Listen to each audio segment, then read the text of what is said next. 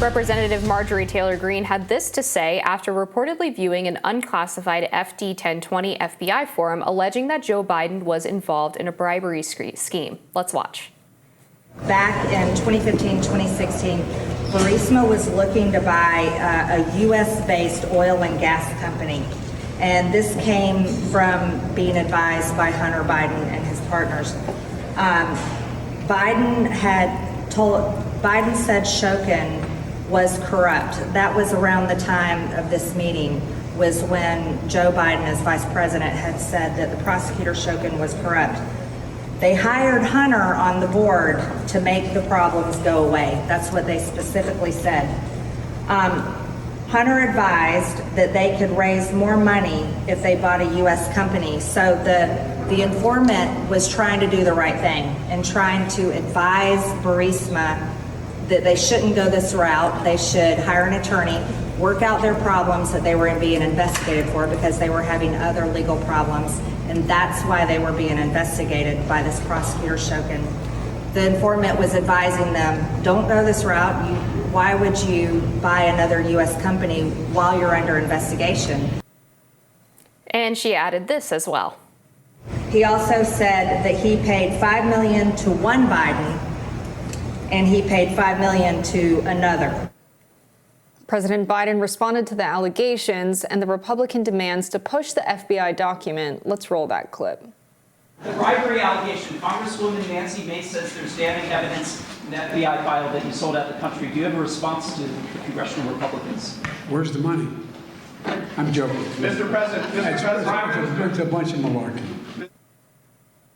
So I immediately think of Jared Kushner getting $2 billion from the Saudis shortly after Trump was in office. I also think about the Dulles brothers, who represented United Fruit Company with Sullivan and Cromwell before serving in the foreign policy establishment as the head of the CIA and the Secretary of State, and then cooing the leader of Guatemala, which greatly benefited United Fruit Company. It seems to me that the elites in the United States have always used their power to accumulate money.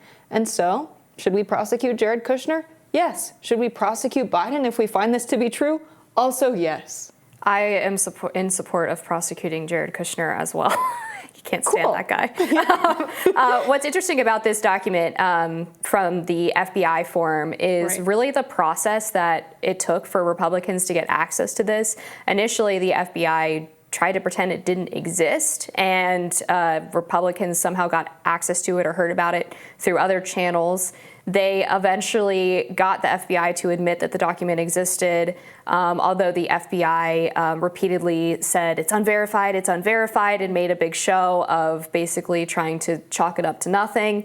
Then they had to issue a subpoena to actually get the FBI to show them the document, and now they're able to go in and have these briefings where they're able to basically view the document and take notes, and now they're talking about the actual contents of it. So it was quite a long process to actually getting to the heart of what's even in the document. What's also interesting is that this allegation regarding the payment of funds from the Ukrainian energy company Burisma came from a confidential informant who was rated as highly credible by the FBI. So this is not a case of like Christopher Steele shopping, Russian disinformation to the media and then the FBI using media reports to verify it. They apparently had very high confidence in whoever this source was. So I think it definitely warrants further investigation. Yeah, I think it's fascinating the detail that this occurred around the same time President Joe Biden and his allies helped oust Ukrainian prosecutor Viktor Shokin.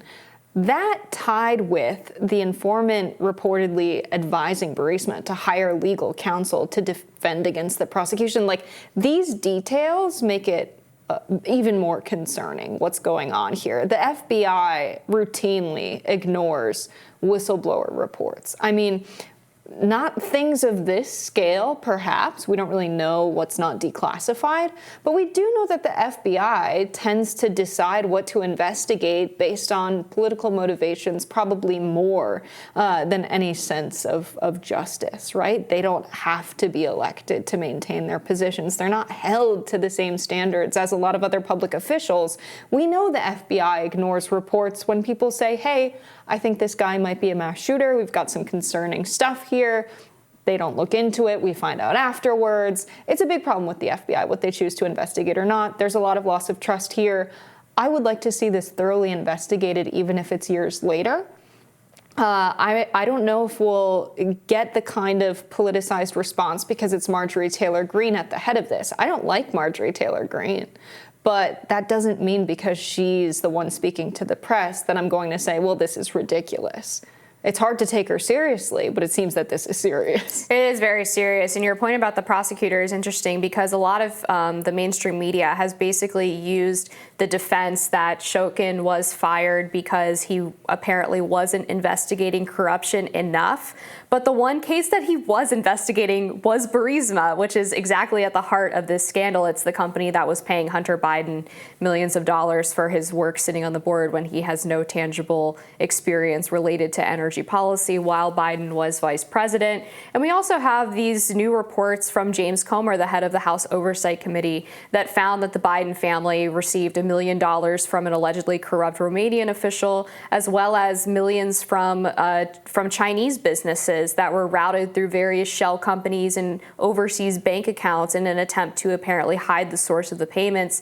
And then that was distributed among several different family members. I think about 9 to 12 at this point have been recipients of the money. And in the Romanian case, the payment started in 2015 at the same time that then Vice President Joe Biden was supposed to be again in charge of corruption in Romania, and then stopped in 2017 shortly after he left office. So there's a lot of there that the House Oversight Committee is looking into, and it is a shame that this has become a partisan political thing when corruption, no matter who it's coming from, is an issue that Americans obviously really care about because they want to know that their public officials are actually doing what's in the best interest of their country and not using their positions to either get rich or sell out the country for influence abroad.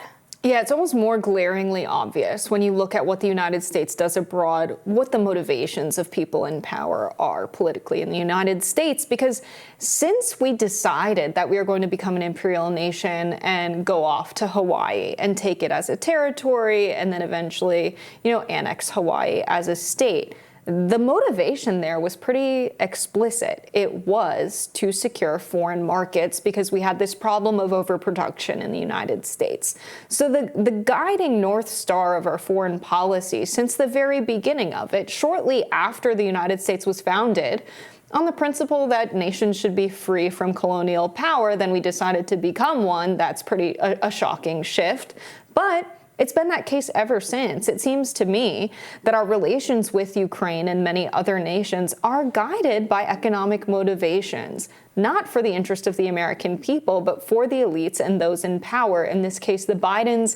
In many cases, it's just the heads of multinational corporations. Whatever benefits them and their exploitation of labor abroad and extraction of resources abroad is the foremost consideration in our foreign policy and interference in other nations. And so I would like to see both parties say, we need to change how we do foreign policy. We need the people in our democracy to have more of a say, not just elites with exclusive information that's not available to the public. We need elected officials representing us, not appointees of people who are the very elites who benefit from our foreign policy only being that of what multinational corporations want. Yeah, and one of the few things that I agreed with Joe Biden on was that we should have withdrawn from Afghanistan. I disagree with the way that he did it. Obviously, it was a disaster. But the concept of doing it was correct. And it was first brought forth, of course, by former President Donald Trump, who really broke with the establishment when it came to the question of foreign intervention. And I don't think it's a coincidence that we keep sending $10 billion packages to Ukraine when it's known to be a very corrupt country that has issues with accounting, so to speak. There's no indication of where the money is actually going. Sometimes we send weapons and then we somehow find an additional $10 billion of weapons to send. And it's all very shady. And it reeks of this idea of getting the corrupt government on your side so that you can have influence or some kind of financial benefit. And all of that is a separate question, obviously, of who you want to win the war and whether Russia bad or Russia good.